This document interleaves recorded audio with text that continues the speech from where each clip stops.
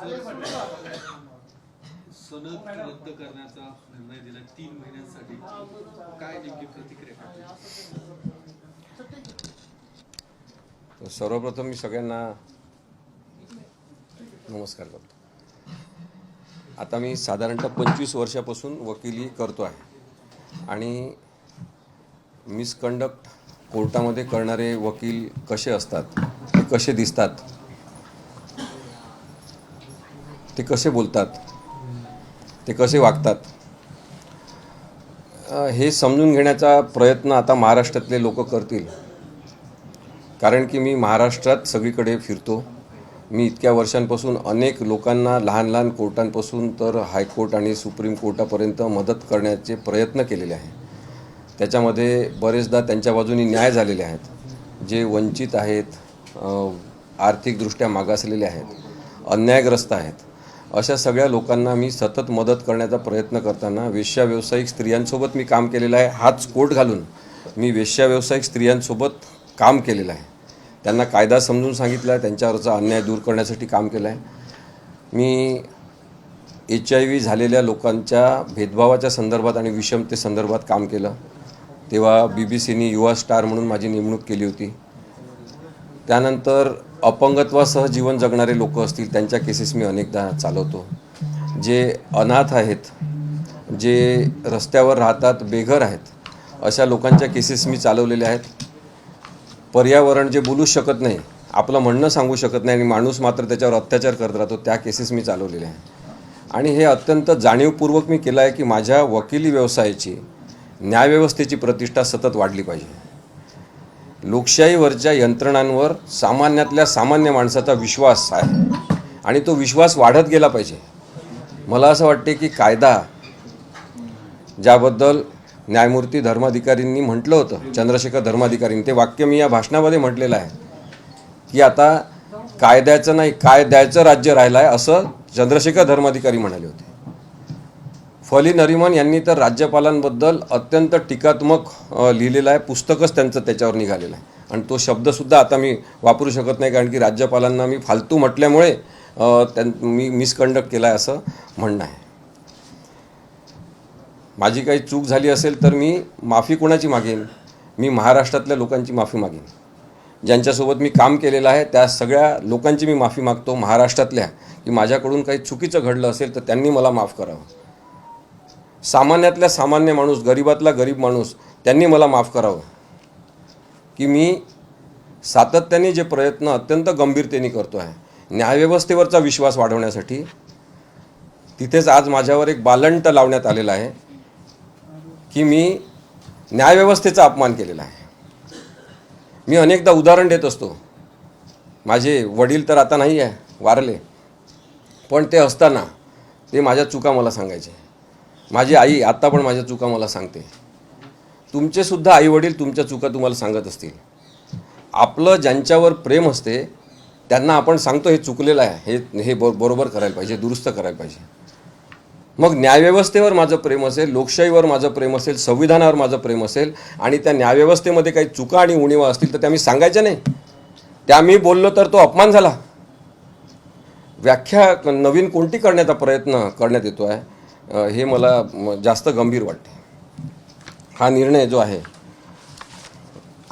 आहे, ही कॉपी आहे, हा मला आज मला कळला जेव्हा मला काही मीडियातल्या मित्रांचे मुंबईवरून फोन यायला लागले की तुमची सनद रद्द झालेली आहे. मला खरंच सांगतो, मला असा निर्णय होईल अशी मुळीच अपेक्षा नव्हती. मी सगळं प्रामाणिकपणे आपल्यासमोर नेहमीच सांगत आलेलो आहे.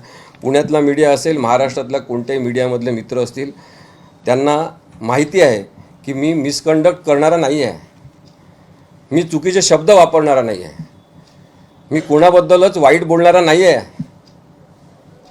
पण हा जो निर्णय आहे ना, हा मला आवडला नाही आहे, मला वाईट वाटलं आहे. चुकीचं आहे असं करणं. सत्य मलाच माहीत असलेलं आहे ते असं मी म्हणू शकत नाही. त्यांना वेगळं सत्य दिसलं असेल, काही हरकत नाही, त्यांनी निर्णय दिला. पण हा निर्णय मला आज कळला. आज मी वाचला जेव्हा पत्रकार मला विचारायला लागले की काय झालं आहे. मी तेव्हा बार काउन्सिल ऑफ महाराष्ट्राच्या ऑफिसमध्ये फोन केला तिथे दातार म्हणून व्यवस्थापक आहेत, त्यांना म्हटलं मला ईमेल पाठवा. मग त्यांनी परत मला एक प्रक्रियावादी उत्तर दिलं की तुम्ही बार काउन्सिलच्या ईमेलवर ईमेल पाठवा आणि मग आम्ही तुम्हाला ते पाठवतो, आणि तुम्हाला आम्ही पोस्टाने पाठवलं हे सुद्धा त्या माणसांनी सांगितलं. अत्यंत त्यांनी मला मदत नेहमी केलेली आहे. मग मी ऑफिसमध्ये चौकशी केली तेव्हा कळलं की आत्ताच ते पत्र आलेलं आहे, ते मला मिळालेलं आहे. ते मी वाचलं, हे जजमेंट न्याय आहे. हा जजमेंट असं लिहिला इथे. बार काउन्सिलमधले तर अनेक जण मला विचारतात कोणी दिला निर्णय, कोणी दिला, म्हणून मी सांगतो आपल्याला. Bar Council of Maharashtra and Goa ही एक सगळ्या वकिलांची संघटना आहे. कोण वकील चुकीचं करतात, बरोबर करतात, वाईट करतात, आपल्या वकिली व्यवसायाला काळीमा फासतात, त्यांच्या संदर्भात बार काउन्सिल दखल घेते. जेव्हा तक्रार केली तेव्हा. मग माझ्याविरुद्ध तक्रार कोणी केली तर एक न वकिली करणारा माणूस आहे, त्याला मी कधी पाहिला नाही वकिली करताना.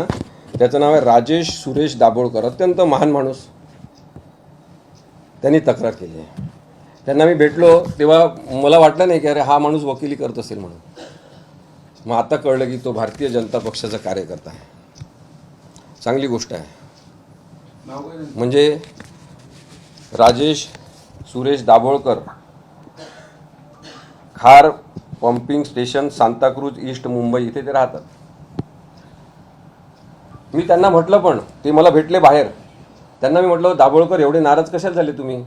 तुम्हाला राग आला असेल आणि तुम्ही मला म्हटलं असेल, मी तुमची माफी मागितली असेल तुम्हाला राग आल्याबद्दल, पण मी काही चुकीचं बोललो नाही, त्याच्यामुळे मी त्याच्याबद्दल माफी मागू शकत नाही. त्यांचे फेसबुकवरचे सगळे आता मी पाहिले, त्यांची आत्ता माहिती घेतली मी. त्याचे माझ्याजवळ फोटो पण आहेत.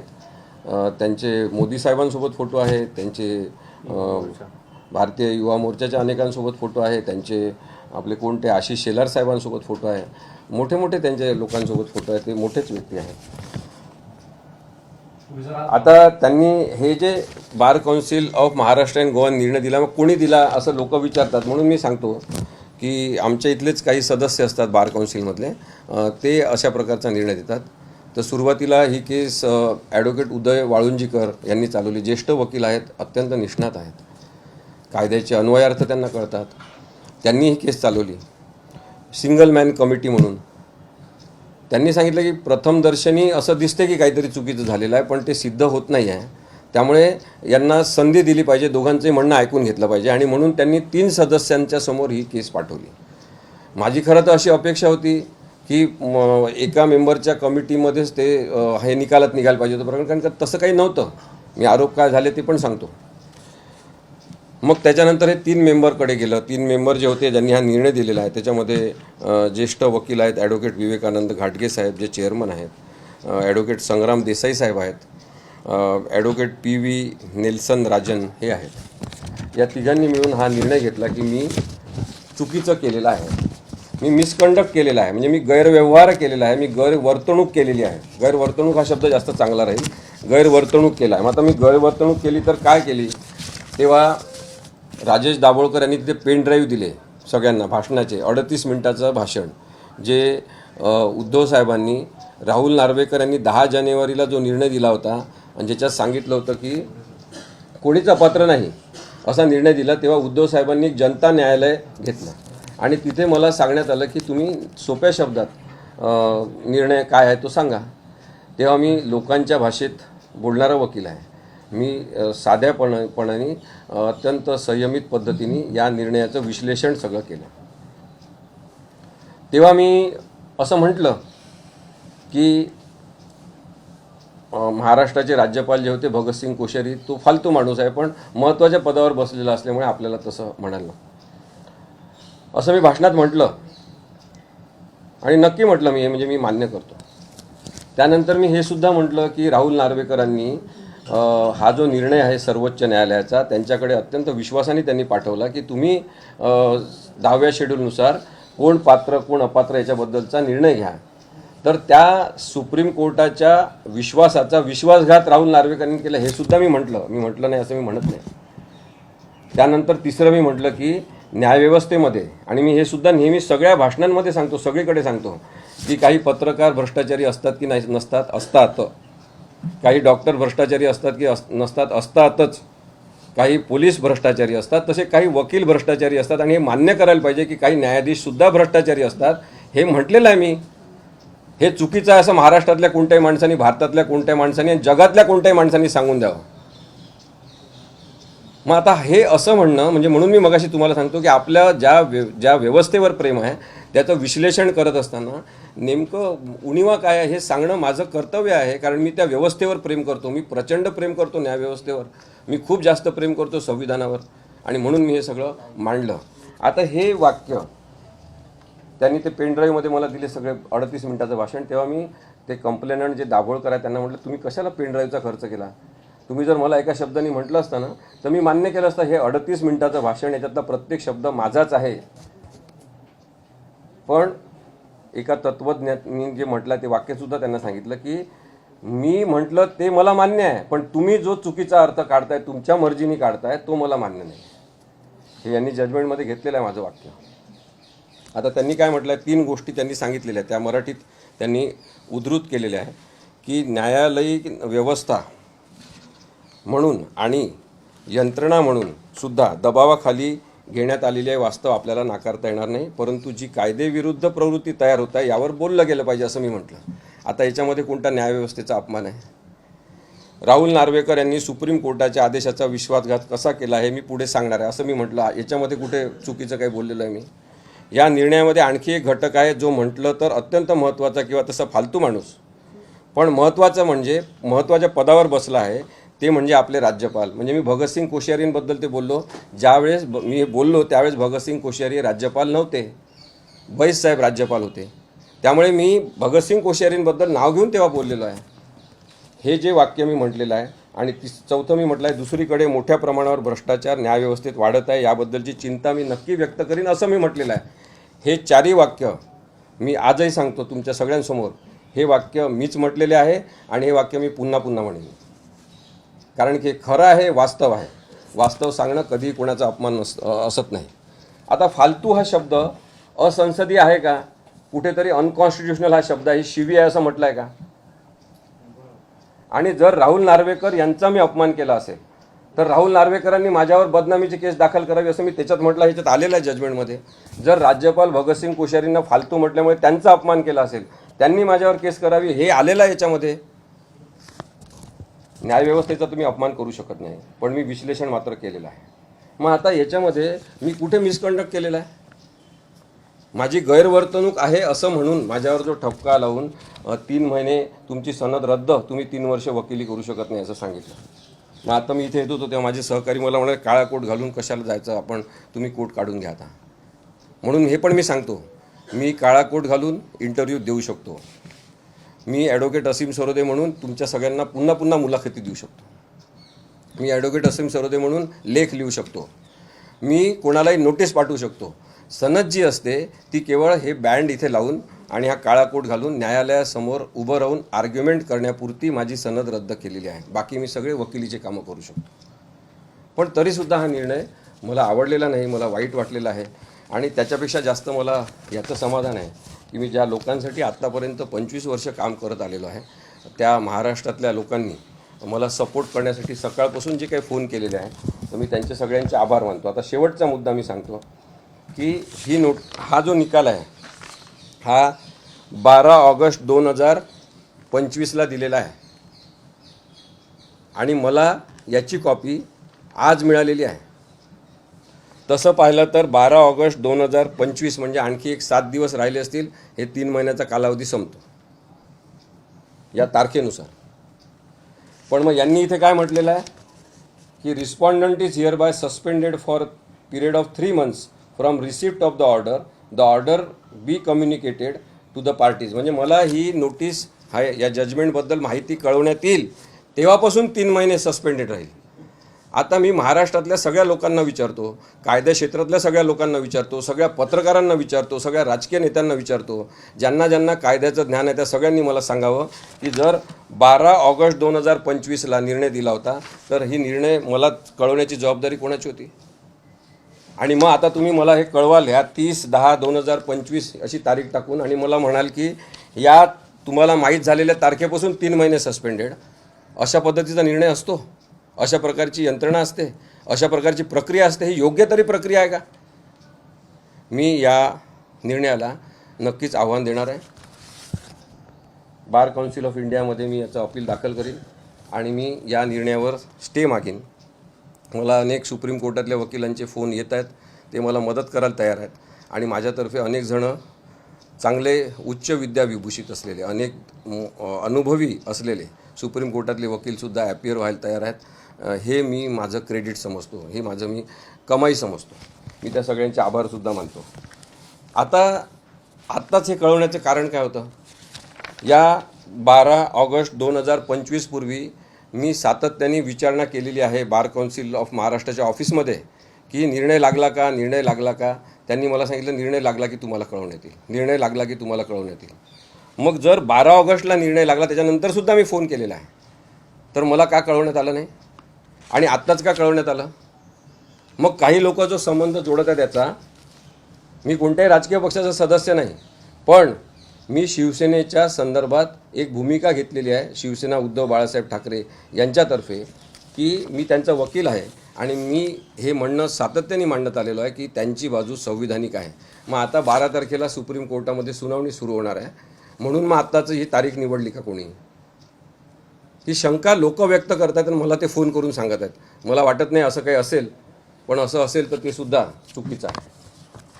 आणि म्हणून मला असं वाटते की अशा पद्धतीने जे खरोखर मिसकंडक्ट करणारे आहेत त्यांच्या संदर्भात कारवाई न करता मला एक बळीचा बकरा करण्यात आलेला आहे आणि हा निर्णय मला मान्य नाही. हा निर्णय वेदनादायक आणि दुःखद आहे माझ्यासाठी. मी मिसकंडक्ट केलेलं नसताना, मी मिसकंडक्ट केलं असतं तर मी स्वतः सगळं मान्य केलं असतं, परंतु अशा पद्धतीचा निर्णय हा मला मान्य नसल्यामुळे मी याच्या संदर्भात कायदेशीर प्रक्रियेतून जरूर माझी न्यायाची मागणी पुढे नेईन. आणि एवढंच नाही तर न्यायासाठी मी काम करत राहणार, संविधानाच्या रक्षणासाठी करत राहणार. किती पण कोणी दाबण्याचे प्रयत्न केले असतील, संघटितपणे दाबण्याचे प्रयत्न करू द्या, तरी पण मी माझं जे म्हणणं आहे सत्यावर आधारित ते सांगत राहणार, एवढं मी सांगू.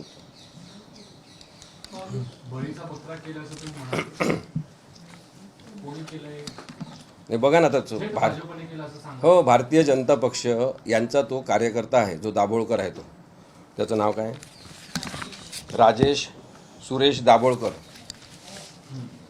हा भारतीय जनता पक्षाचा कार्यकर्ता आहे, कनेक्टेड माणूस आहे असं दिसते त्याच्या सगळ्या फेसबुकच्या प्रोफाईलवर. ते फोटो सेव्ह आहेत माझ्याजवळ आता. आशिष शेलार यांच्या ते जवळचे दिसतात. त्याच्यामुळे तसं वापर करणं हे बरोबर नाही. म्हणजे बार Council of Maharashtra and Goa यांची मोठी दिशाभूल या माणसांनी केलेली आहे. त्याच्यावर सुद्धा खरं तर त्या दाभोळकरवर कारवाई व्हायला पाहिजे होती असं माझं म्हणणं होतं, परंतु अशा पद्धतीचा निर्णय आला आहे. त्यामुळे मी म्हटलं की राजेश दाभोळकर आणि त्याच्या मागे उभे असलेले त्याचे त्याला ॲक्टिवेट करणारे, त्याला कठपुतली म्हणून वापरणारे जे हात आहेत चिखलानी माखलेले, ते जबाबदार आहेत. आणि ते त्यांच्या दृष्टीने किंवा त्यांच्या संदर्भात मी म्हणालो की मी बळीचा बकरा झालेलो आहे.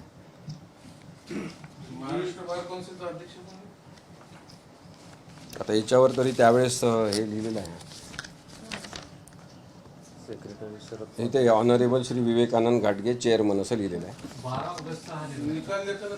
निकाल देताना ते होते. हो, 30 तारखेला तुम्हाला आता मिळालं मला. 12 ऑगस्ट 2025 पासून धरलं तर आता 3 महिन्याचा कालावधी काही राहिलाच नाही. 9 दिवस हे 3 महिने संपल्यानंतर तुम्ही पुन्हा वकिली करू शकता. हो, म्हणजे 3 वर्षाचं काय नेमकं ते? 3 वर्षाचं काही नाही, 3 महिने. अच्छा, मी 3 वर्ष जर म्हटलं असेल तर ती माझी चूक झाली. परत बोलताना थोडंसं भावनिक मी झालेलो होतो, परंतु 3 महिन्याचीच केवळ एक साधी शिक्षा म्हणून त्यांनी माझ्यावर ही लादलेली आहे. 25,000 रुपयाचा दंडसुद्धा केलेला आहे. जेव्हा तुम्हाला प्राप्त होईल त्यानंतर हां, मी 12 ऑगस्ट 2025 हेच कन्सिडर करणार, कारण की त्या दिवशी निर्णय झालेला आहे. तो तुम्ही नाही दिला, तो तुम्ही तुमच्या अलमारीत ठेवून दिला, तरी पण तो त्या दिवशी झालेला आहे. त्यामुळे असा निर्णय पारित करणंसुद्धा योग्य वाटत नाही. की नाही, कोणी कळवलं नाही. आज मुंबईत आशिष शेलार यांची एक मोठी पत्रकार परिषद झाली. अनेक मुद्दे त्यांनी आज विषयाच्या संदर्भात काढले होते आणि आजच तुम्हाला इकडे नोटीस येणं हे कुठेतरी योगायोग वाटत नाही तुम्हाला? हे नाही पूर्वनियोजित आहे, योगायोग कशाचा. पहा ना, त्या दाभोळकरचे फोटो आशिष शेलारांसोबत आहे, मोदींसोबत आहे, इतर सगळ्या लोकांसोबत आहे. म्हणजे मी त्यांना एवढा महत्त्वाचा वाटत असेल किंवा त्यांना माझा त्रास आहे असं वाटत असेल तर तीसुद्धा एक माझ्यासाठी समाधानाची गोष्ट आहे की मी जे 25 वर्ष करतो आहे त्याची ताकद ज्यांच्यापर्यंत पोचायचं तिथपर्यंत पोचलेली आहे. नेत्यांचे फोन आले का? नेत्यांचे फोन आले का? नेत्यांचे कोणी फोन आले? कोण आले का तुम्हाला? मला खूप नेत्यांचे फोन आले. राजू शेट्टींचा फोन आला, उद्धव साहेबांशी बोलणं झालं, अनेकांचे फोन आले, अनिल परब साहेबांचा फोन आला. सगळ्यांना मी जजमेंट पाठवलं, त्यांना म्हटलं वाचा. ठाकरेंच्या मंचावरून जे काही बोललं होतं तिथं बोललाय, तुम्हाला असं वाटतं की हे सगळं राजकीय तुमच्यावर जे काही निर्णय घेतला किंवा कारवाई राजकीय प्रेरित? बघा कसं आहे माहिती आहे का योगेश, तो निर्णय आहे ना राहुल नार्वेकरांचा 10 शेड्यूल संदर्भातला पक्षांतर बंदीचा, तो राजकीयच विषय आहे ना. म्हणजे आता जी तुमच्यावर ही झाली ती कारवाई किंवा तुमच्यावर पण ते हां तुमच्या बाबतीत जो हा निर्णय जो झाला निर्णय तुम्हाला दिला गेला, तुमच्यावर पण कारवाई राजकीय केली गेली त्याला आहे आहे का? का काही? हा राजकारणाच्या सूडभावनेतून राजकीय सूडभावनेतून निर्णय घेतला गेला आहे की नाही मला माहीत नाही, पण एवढं आपण नक्की म्हणू शकतो, मी ती तक्रार पाहिल्यावर मी तेव्हाच सुरुवातीपासून माझं म्हणणं होतं की याच्यामागे राजकीय शक्ती आहे तक्रार करण्यामागे. आता कसं आहे की कोणाला सत्य काय दाखवण्यात आलं त्याच्यावरून, म्हणजे माझेच सहकारी आहेत बार काउन्सिल ऑफ महाराष्ट्रामध्ये, त्यांच्यावर मी आत्ताच आरोप करत नाही आहे काही, पण हा निर्णय मला आवडला नाही हे मात्र मी सांगतो. नाही, सदावर ते रोज उठून काही बोलत असतात, त्यांचं चालतं तुमचं असं ते. आता काय कोणाशी कंपॅरिझन करणार, तसे तर खूप लोक आहेत. ते पण वकील असतात, त्यांची सलद रद्द होते या पातळीवर, बाकी तुलना नाही.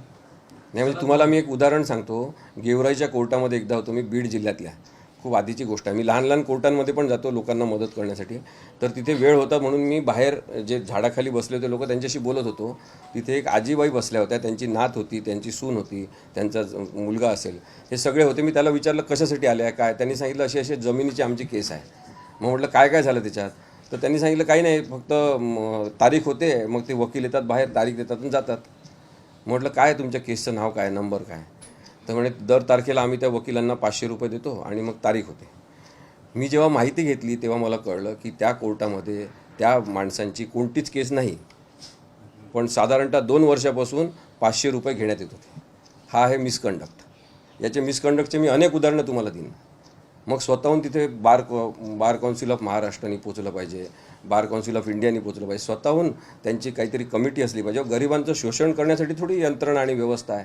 मग त्या न्यायव्यवस्थेच्या मजबूतीसाठी मी काम करत असेल तर मी फालतू शब्द वापरला म्हणून एवढा मोठा निर्णय द्यायचा, हे म्हणजे मला अतार्किक वाटते आणि संयुक्तिक पण वाटत नाही. आणि दुसरं प्रपोर्शनेट ज्याला आपण म्हणतो ना, ही काही म्हणजे मी एक फालतू शब्द वापरण्यासाठी 3-3 महिने माझ्या आयुष्यातले काढून घेण्याचा निर्णय घ्यायचा, हे मला प्रपोर्शनेट वाटत नाही, संयुक्तिक नाही.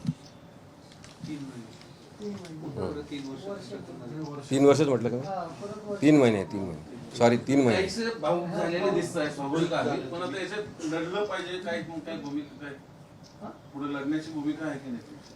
नाही, माझी तर भूमिका आहे. तर तुम्ही मला इतके वर्ष ओळखता. चालवता तुम्ही विश्वंभरजी, तुम्ही जर असं भाऊक झालेलं पाहायला मिळालं तर कसं होणार? नाही आवाज काही नाही. मला कसं आहे, नाही भावनिक याच्यासाठी झालो की स्वाभाविक आहे, पण तर काय झालं माहिती आहे का की भावनिक यासाठी झालो की ही अपेक्षाच नव्हती ना असा निर्णय होईल, म्हणजे असा निर्णय होण्याचं हे प्रकरणच नाही आहे.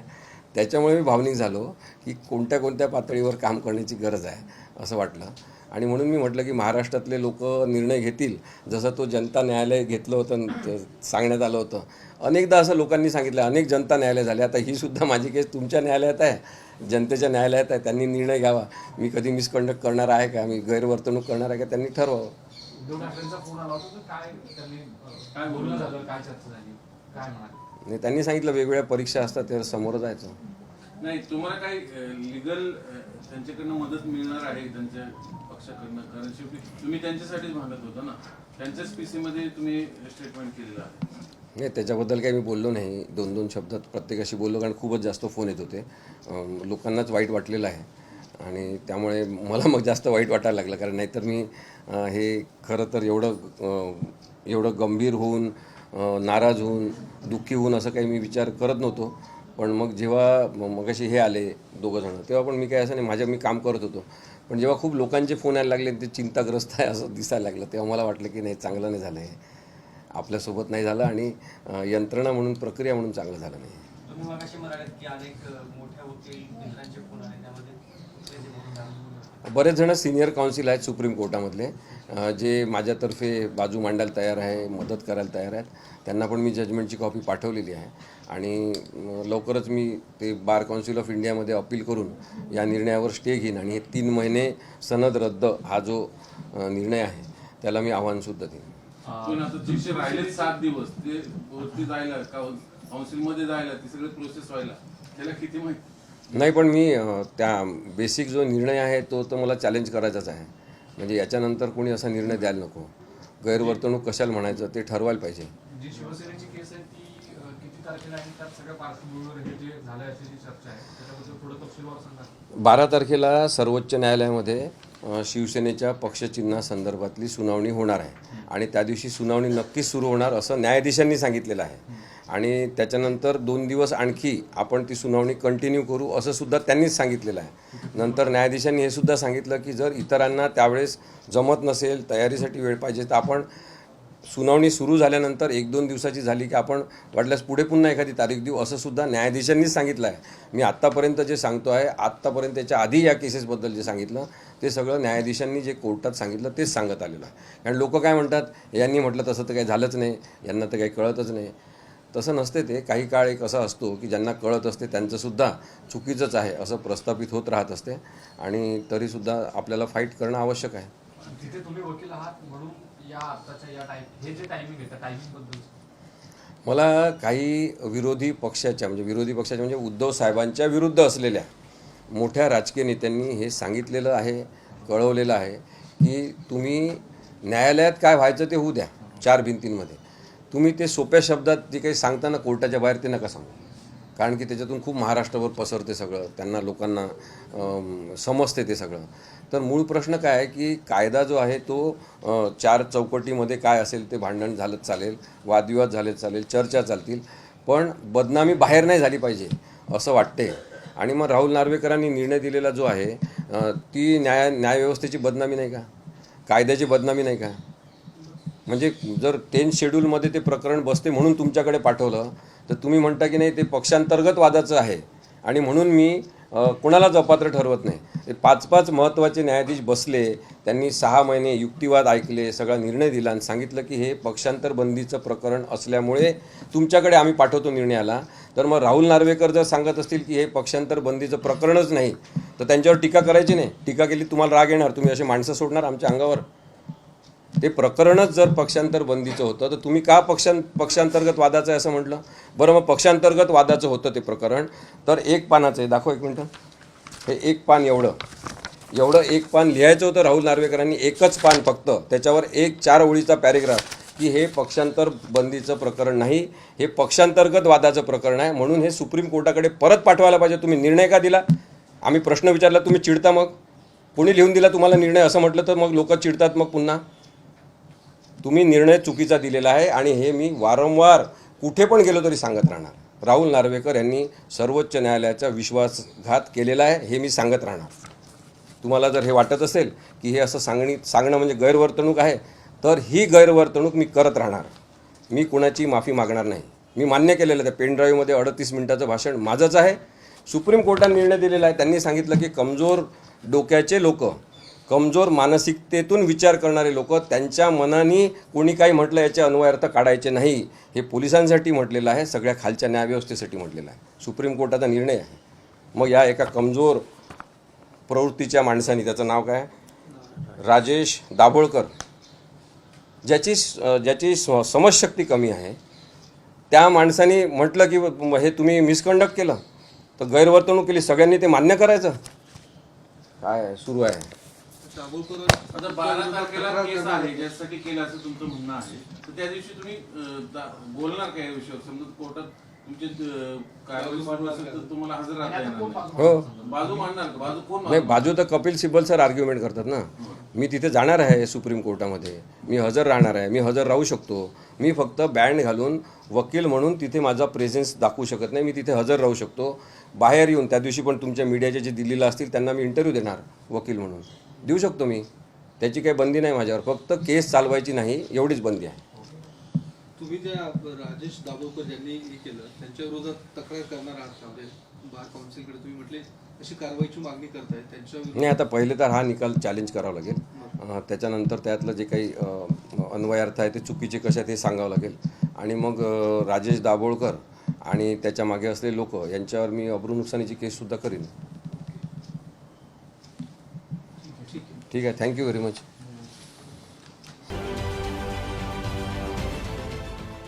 देश विदेशातील प्रत्येक घडामोडींचे लाईव्ह अपडेट मिळवण्यासाठी आता साम टीव्हीच्या सर्व सोशल मीडिया प्लॅटफॉर्मला लाईक, फॉलो आणि सबस्क्राईब करा.